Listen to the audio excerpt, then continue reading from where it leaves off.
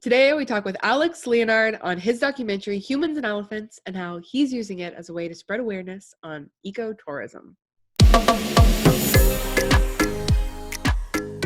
Hello, and welcome to Driven's Fundraising Superheroes podcast. I'm your host, Sabrina Shushante, and as an innovator in nonprofit technology, Driven is determined to help you unlock the true potential of your data and reach your fundraising goals. Visit us at Trust Driven to learn more. We specialize in management software for your volunteers, donors, and your staff, and we would love to talk to you about your organization. So a story can be told 1,000 different ways. An image, a few words, or even a film. The medium really is a message, and it's up to us to make sure it's being told well. This is why content is such a powerful tool in fundraising. Your nonprofit has a story, and finding a way to share that story with others is really the key to connecting with your donors and reaching an audience. Leonard is the communications director for the Pollinator Pathways Project and the founder of AL Media. He's worked internationally with nonprofits to solve environmental issues and created some amazing content along the way. So thank you so much, Alex, for joining me. Thank you so much for having me, Sabrina. So you're currently working on a documentary called Humans and Elephants to raise money for a nonprofit in Sri Lanka. So can you tell us more about that? What do you hope to achieve with this documentary? Yeah, absolutely. So the documentary is actually finished. So I'm done the documentary, and the footage draws on my own personal experience from having traveled in 2013 and 2018, and having gone to different elephant sanctuaries in throughout parts of Southeast Asia, particularly in Sri Lanka and Cambodia and Thailand. And the purpose of this film is to highlight the impact that tourists have when they are traveling, particularly in an environment where you see ecotourism, and understanding the consequence of ecotourism. That's why I like to use this virtual background on any call where I'm talking about the film, because it really highlights the almost normalcy and the sinister side where people are not riding elephants here per se, right? But yet, you can kind of see, but for almost every elephant, when I was at this park in northern Sri Lanka, there were at least 2 Jeep. And the amount of traffic that was at this park and the amount of people who would push their driver to get closer and closer to the elephants was really heartbreaking to witness. And, what was seemingly an ecotourist trip where we're going to a national park and we're seeing wild elephants. There was this side to it where, upon reflection, I was like, well, really, how sustainable is this if everyone's in a Jeep? And, for me, I felt especially hypocritical traveling by myself, having one whole Jeep versus, the family of like 6 Germans beside me, right? Like, are they, purely talking ethical here, who is more at a disadvantage? Am I more guilty because I'm using that much more carbon emissions? So I'm getting pretty nitty gritty into this, but that's essentially, that was my aha moment, which is I need to talk about this, and that is what created the film.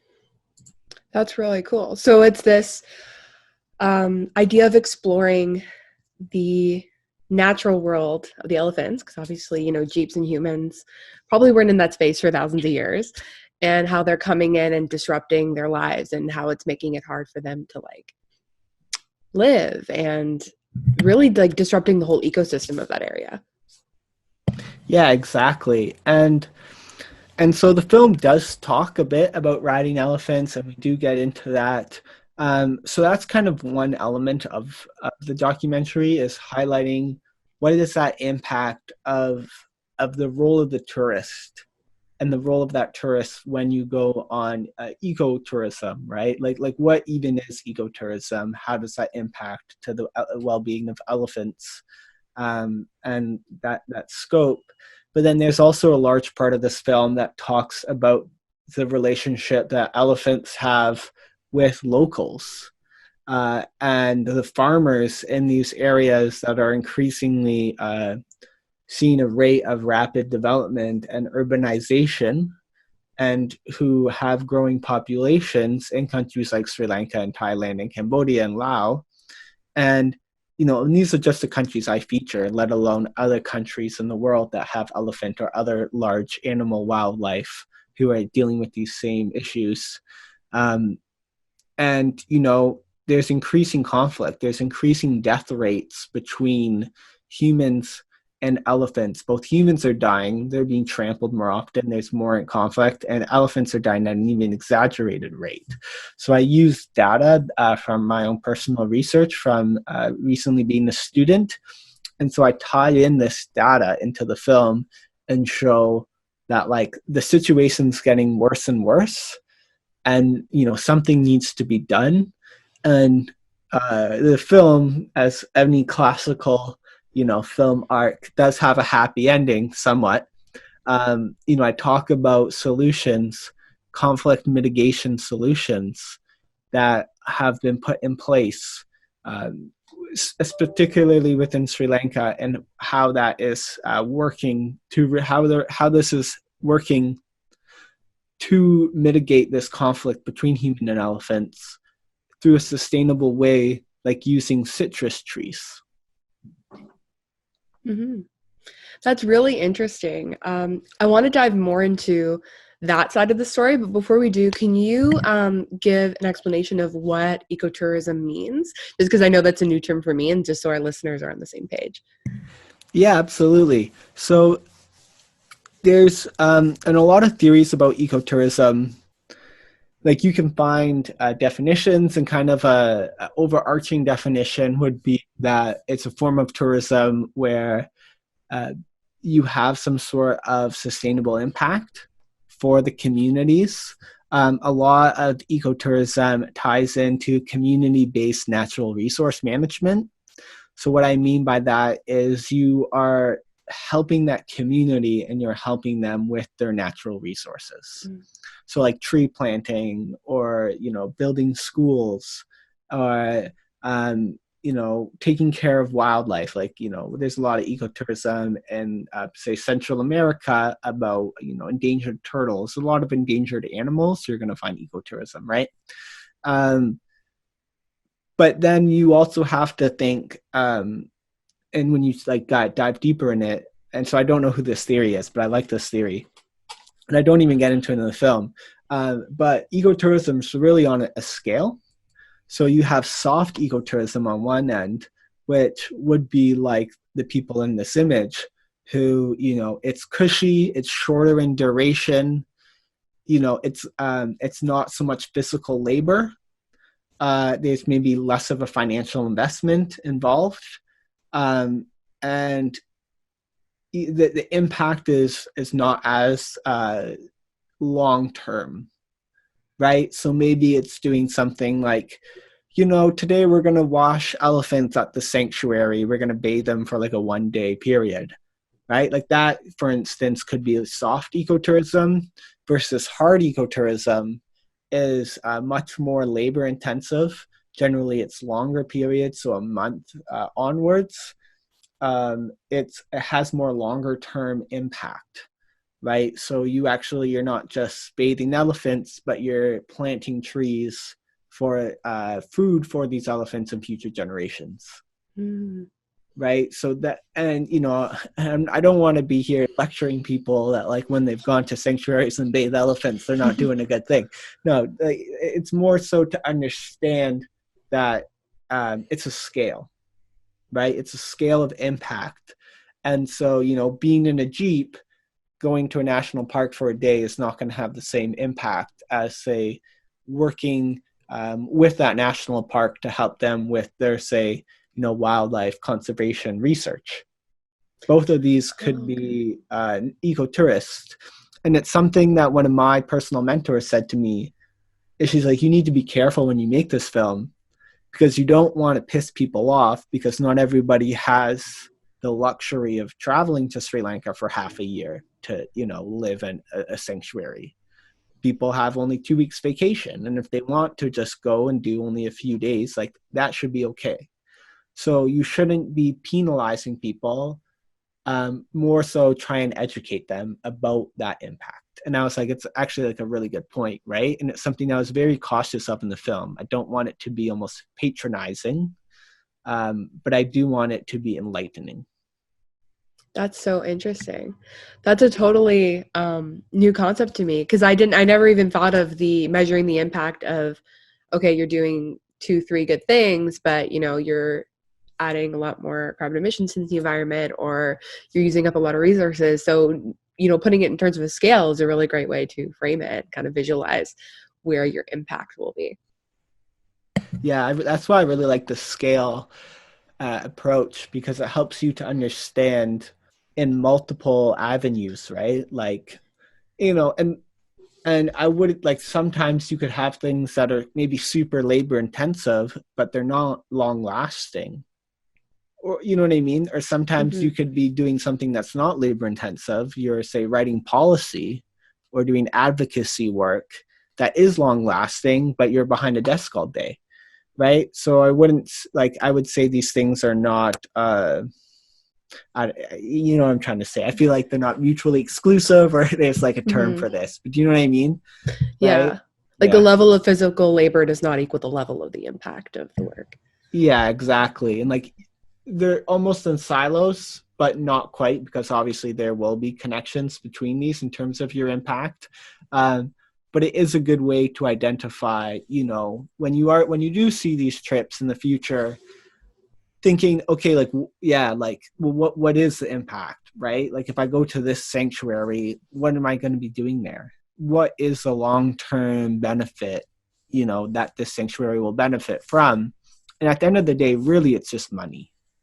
Right? Like, that's why a lot of these things are quite expensive, because sure, you can plant trees. They could hire locals to plant trees. That's not necessarily something that a skill that you're bringing in that is highly sought after. Really, it's that $2,000 attached to that 2 weeks. That's, do you know what I mean? That's the real benefit from it, which is unfortunate because of COVID. Now, a lot of these places have had, they've completely lost all their volunteers. They've lost a lot of that income from people who would come in on a consistent basis or on a seasonal basis. So that's something that I talk about in my film. And part of the reason why I thought I'd be a good guest for this podcast is because in 2021, at some point, I plan to fundraise. Right now, I have a goal of $10,000. I haven't done all the math, but there's a lot of places that I actually talk about in the film. A lot of the sanctuaries and organizations, even that I've never been to, but helped make this film a possibility. One of the interviewees speaks about her experience at a conservation park in Laos. But then there's like, I don't know if we need to get into it, but there's a lot of politics too, right? Like, even I'm pretty involved with elephant groups on Facebook, and I post there a lot. And, I talk about some of these organizations that I've helped out, and they're like, oh, did you know this about that organization? Like, they're not as ethical as you thought. And I was like, whoa, like, I actually didn't know. Like, yeah, that is kind of a red flag. And it's almost made me question, like, do I want to fundraise for this organization? I had a positive experience, but people are highlighting up things even prior to my time visiting in 2018. Well, like, did you know in 2016 they supported elephant use and like this, parade in Sri Lanka where, they're historically known to abuse animals? Like, can you really be behind that? And it's like, well, these are hard ethical questions, right? It's like, at the end of the day, I want to help fundraise for a lot of these organizations. But where do I draw that line? And once I do that, how do I divide that? Does everybody get 25%? Do some get more funding because they have a bigger ask? So for instance, Sri Lankan Wildlife Conservation Society, right now, like, almost all of them have a GoFundMe or some sort of fundraiser right now because of COVID and everything else. some are asking for 50,000 euros. Some are only asking for, $8,000. Right? So it's like, do the ones that have a bigger ask, should I allocate more money to them because they have a bigger ask? I don't know, right? Like, these are questions that I'm still trying to process, which is partially why I keep pushing back this date. In my mind as to when I want to launch this. But 100% I am going to launch it this year. I've made that as a commitment to myself. And the other really thing for me, sorry, you probably have some more questions. I'll let you go.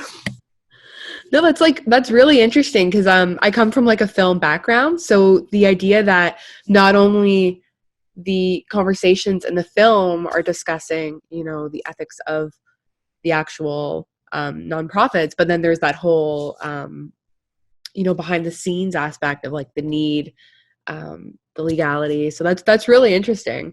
But I'd love to like build on that because it sounds like there's a lot going into this documentary and you put a lot of thought into it.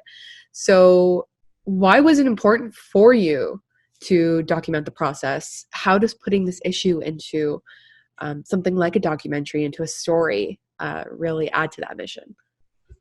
Yeah, it's a good question. So it came, I actually won a research trip to go to Sri Lanka in 2018. So I applied for a wildlife and conservation grant. And so I won that grant out of over 5,000 applicants. And so having won that, it was like, hey, you get 2 weeks to go to Sri Lanka. We're paying for your flight. We're paying for the volunteer program there. And we're paying for your travel insurance. And you can go whenever you want. And I was like, amazing. I was like, wow. So I did my research. I figured out, okay, August is the best time. This is actually where I can see the largest gathering of Asian elephants, which is this gathering. Well, technically this gathering. I mean, they move around. I'm not going to get into that. That was like a whole fiasco. But what it came, so coming back to your original question, why was it so important to document this? For me, it was really important to document it because I really understood that that there's a story to be told here. And it's interesting that this trip to Sri Lanka essentially started my whole entire video production business because I had that trip, because it was so premeditated, because it was part of this contest. I was like, well, you know what? I need to buy a drone. I mean, what would anyone else think when they're going to a country like Sri Lanka? It's partially looking up evidence of what was happening and seeing all this amazing drone footage from Sri Lanka. And I was like, oh, this is beautiful. Like, I need a drone, right? Like, everyone else is flying a drone there. So anyways, so I bought a drone and then I started to film. I was like, well, before I go into Sri Lanka, I need to get experience because I knew I wanted to tell the story. And it wasn't until after the mentor I spoke about before, her name's Kelly Peckman, super, super influential for me in this story. She really helped open up that this was a much bigger story I could tell here. And it came to the point where I filmed so much there, and I knew I wanted to tell a story from that experience. And she made me realize it doesn't have to be just a Sri Lankan story. Right? It's not just about the issue that happened in Sri Lanka. It's about the issue of what's happening everywhere with elephant tourism. And that's what really kind of started the track. I was having writer's block. I was getting a lot of information from different people, advice on how to put this thing together. And it was really, I just sat down with her. I met her at Forest City Film Festival. And I was like, I want to talk to somebody about my film. I'm kind of stuck. And so she took me up on that. We went and got coffee. And it was like, yeah, eye-opening. That was a great experience. But that was what really made me feel like there's something, there's something here. There's something to unpack. When I see 2 Jeeps for every elephant, like that, it kind of made me feel like, oh, like this is the place I've been trying to get to this whole entire time. I've been waiting so long to come to this moment, and I felt guilty about it. Like that to me was like, whoa, like I almost needed to take a few steps back and reflect on this. And the documentary is very much told through my voice. I narrate the whole thing. You know, you see meta clips of me making the film and things like this, because it's very much a exploratory way of breaking apart this story through my own lived experience, but also then told through research that I've conducted and had animated. And then also through the interviews that I did with researchers in Sri Lanka, as well as someone who also has done elephant tourism, who worked in a conservation center for a while. I love how you mentioned it just kind of happened, which is some of the best stories, you know, they come to you and you don't even plan on finding them. And if you're going through your website, which I'll link for those listening in the description box, you have a ton of work. I've never seen such a diverse portfolio. It was insane. You have experience with animation, filmmaking, visual arts, and you know, going back to storytelling, there's a ton of different mediums that you can choose from to tell a story. And how important is that medium in telling a story? How important it was for this to be a documentary? Yeah, I like that question. There's something about having this as a documentary that makes it seem real, and it makes it seem authentic, in the sense that when I first came back from Sri Lanka, you know, I had all these interviews and I had all this footage, and I shared photos, but I was like, you know, like, this isn't enough. Like, I have these amazing interviews, you know, with these people in Sri Lanka that I took intentionally to do something, and I didn't know what I wanted to do. So I made like small, like 5-minute edits of these interviews with B-roll and things like this. And a lot of that actually didn't even make it into the film. Because for me, it was like, this is missing the point, right? This is not getting to the root of what I want to tell here. And so in having, you know, the medium as a documentary, not only is this helping reinforce the story and giving my voice validity and, you know, authority. It's not just like, hey, I'm a YouTuber and here's like my travel video or my travel vlog. You know, like, now it's an actual film that has been recognized, you know, internationally. So, you know, it's been featured at the International Vegan Film Festival. Right now, it's part of the Colorado Environmental Film Festival, so that's super cool. Really proud about that one. You know, it's been a finalist at the Forest City Film Festival, coming full circle. That's in London, by the way, where I'm from, London, Ontario. And it's also been recognized for an International Peace Award, right? And so this film in itself, as a documentary versus, say, bits and snippets on social or wherever else it could live, has, I think, given it more of a voice, and it's given it more of a platform by putting it together. And, you know, and it's only 20 minutes. It's a short documentary, but that cohesively put together kind of propels it forward more than if I had just stuck to how I started, which was just like, well, let's just put out this little snippet of that interview and little social media clips here and there on the issue. I was like, that's not doing it justice. There's a greater story that needs to be told here. That's awesome. So it's like the viewer is almost, as you had that like aha moment when you went to go see the elephants, they're almost like reliving that with you. Yeah, that's the idea. So that's the hook. Like, right away in the first like 2 minutes of the film, you hear me explain that aha moment. Like, what is my impact as an ecotourist? Because, you know, I want to hook you in. Like, I want you to also project yourself where I was and be like, oh, you know, I've done a safari, right? And it seemed seemingly innocent at the time, but like, yeah, like those roads in these safaris, like, you know, those weren't always there, right? Mm-hmm. And, you know, I use Google Earth throughout the film quite a bit. And, you know, I show Google Earth of this park, and it's literally like road, you know, it's like not even a park anymore. It's just like a parking lot, which is nuts to think about. The amount of roads that are carved throughout this grasslands, and these elephants are trying to dodge around these cars. Like, it's kind of sad, honestly.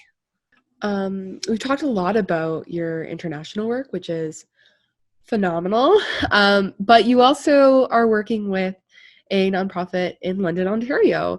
So they're called the Pollinator Pathways Project, and you were the communications director. And as somebody who, as we touched on, has a ton of experience with all different mediums of storytelling, how have you been able to channel the lessons that you've learned internationally into P3? And what are the lessons that you learned about communication and connecting with the audience? Yeah, absolutely. So for anyone who's interested in who's a gardener, an avid gardener, I highly recommend checking out pollinatorpathwaysproject.com. We have a lot of resources there for gardeners in southwestern Ontario in the Carolinian region. And I would say that a lot of my experience from working internationally really ties in well with the Pollinator Pathways Project and with working with local nonprofits here within southwestern Ontario, because I'm able to bring a cultural understanding of, working with people who maybe are ESL or people who aren't from this region, and really connecting with them and connecting with their story, and being able to collaborate with a diverse group, I think has been helpful. And especially when you go and you do a placement like this, like there were people from all over who were who were also volunteering, who were also there at that same time. They, just they had paid. The only difference is I was there on a research grant. Myself, other people were there for various life reasons at different stages of their life. And so I think that has been really beneficial, right? Not even just connecting with the local researchers, but learning how to work with people from all over the world who are passionate about the same reason I'm passionate, who are there, particularly from a communications lens. Some of the advocacy work I was helping the Sri Lankan Wildlife Research Conservation Society with, was in the video production, but was also in, email marketing and a lot of the same tangible outreach that, we were doing there. We're just doing here with a different brand name, but it's the same platform. It's this, it's the same style. It's the same techniques to increase your open rate, to increase your click-through rate, right? To increase donations, the different messages, different causes, but you're always, there's going to be similarities in how you try and make emotional polls, or you try and make, urgency polls and things like this that can help build your platform, build your organization and your community for that greater, social or environmental good. I guess it doesn't matter where you are in the world. You're able to find people that connect with your cause, just as, you probably were there and there's people from like all different backgrounds, all different age groups, all different ethnicities, beliefs. So I guess that's a really great way to see the actual like community that a cause like that could bring. And then you can kind of like take that passion and put it into P3 and bring it back to London. Yeah, absolutely. Right. Like, I think it's important that people listening, young or old, like find out what that is that they're passionate about, and get involved in their community. Like with P3, like I do it all, pro bono. I just help that organization. I've helped them for a few years, and that's one of our biggest struggles is how can we bring more people on and ignite that passion in them so they keep coming back, so they want to volunteer, so they want to give their time, right? Because at the end of the day, that's something that in the nonprofit sector we all struggle with is lack of resources. And so it's finding ways to really lift people up and make them feel that the work that they're doing is meaningful. I think that's always going to be a struggle, but that's also part of the enjoyment and part of the process. Well, thank you, Alex, for joining us on the show. I didn't know a lot about ecotourism. You taught me so much in this interview, and I look forward to learning more. If you want to get in contact with Alex, please give him a visit at AL Media. That is his content creation company. And if you want to learn more about his work that we talked about on the show, like Humans and Elephants or the Pollinator Pathway Project, I've also linked those in the description box as well. And we would love for you to join the Fundraising Superheroes family here at Driven. So if you want to stay updated on episodes, get access to a ton of resources, you can visit us at trustdriven.com or follow us on social media. We're on LinkedIn and Facebook under Trust Driven, and also on YouTube at Trust Driven as well. It's where we post all of our video podcasts and other informational video content. And we'd love if you can subscribe wherever you listen to your podcast, leave a rating, and we really appreciate you taking the time to listen to the show. So thank you again so much for joining us here on Fundraising Superheroes, and we'll see you next time.